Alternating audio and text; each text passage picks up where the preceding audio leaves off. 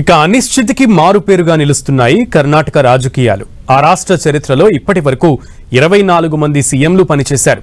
అయితే వారిలో కేవలం 3 మాత్రమే పూర్తి స్థాయిలో 5 ఏళ్ల పదవీ కాలాన్ని విజయవంతంగా పూర్తి చేసుకున్నారు.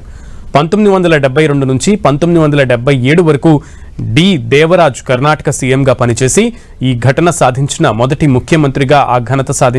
ముఖ్యమంత్రిగా ఆయన నిలిచారు. ఇక బీసీ హక్కులు, భూ సంస్కరణలపై పోరాడిన డి దేవరాజ్కు బలమైన ప్రజాదరణ ఉండటంతో పూర్తికాలం సీఎంగా పనిచేశారు. ఆ తర్వాత 1999 నుంచి 2004 వరకు ఎస్ఎం కృష్ణ సీఎంగా పనిచేశారు. బెంగళూరును ప్రపంచ ఐటీ హబ్గా మార్చడంలో ఎస్ఎం కృష్ణ కీలక పాత్ర పోషించారు. స్థిరమైన సంఖ్యాబలం, హైకమాండ్ మద్దతుతో 5 ఏళ్లు పూర్తి చేశారు. ఇక సిద్ధరామయ్య 2013 నుంచి 2018 వరకు మొదటి విడతలో సిద్ధరామయ్య 5 ఏళ్ల పాటు సీఎంగా పనిచేశారు. అయితే వీరికంటే ముందే ఎస్ నిజలింగప్ప 1962 నుంచి 1968 వరకు పూర్తిస్థాయి సీఎంగా పనిచేశారు. అయితే ఆ సమయంలో అది మైసూరు రాష్ట్రంగా ఉండేది. 1973 నవంబర్ 1న కర్ణాటక రాష్ట్రంగా పేరు మార్పు తర్వాత దాదాపు 5.5 దశాబ్దాల్లో 24 మంది సీఎంలు పనిచేశారు. తాజాగా సిద్ధరామయ్య కూడా సీఎం పదవికి రాజీనామా చేశారు. కర్ణాటక రాజకీయాల్లో అత్యధికులు 5 ఏళ్ల కాలం పూర్తి చేసుకోకపోవడానికి ఎన్నో కారణాలున్నాయి. కర్ణాటకలో ఏ పార్టీ అధికారంలోకి వచ్చినా గ్రూపు రాజకీయాలు ఎక్కువగా ఉంటాయి.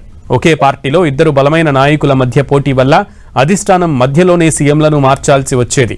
గతంలో స్ట్రాంగ్ లీడర్స్గా ఉన్న వీరేంద్ర పాటిల్, రామకృష్ణ హెగ్డే వంటి వారు సొంత పార్టీల నుంచి వ్యతిరేకత ఎదుర్కొన్నవారే.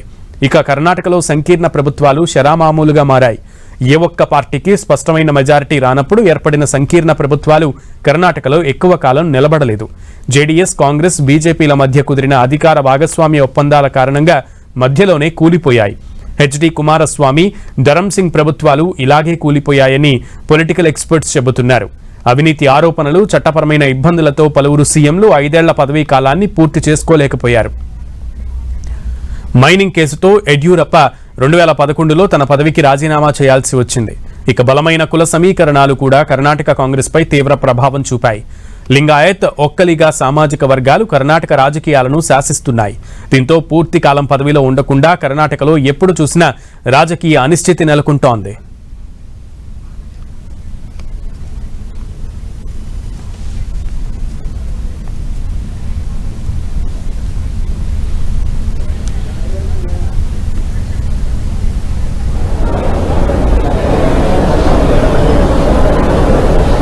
ఏం సార్?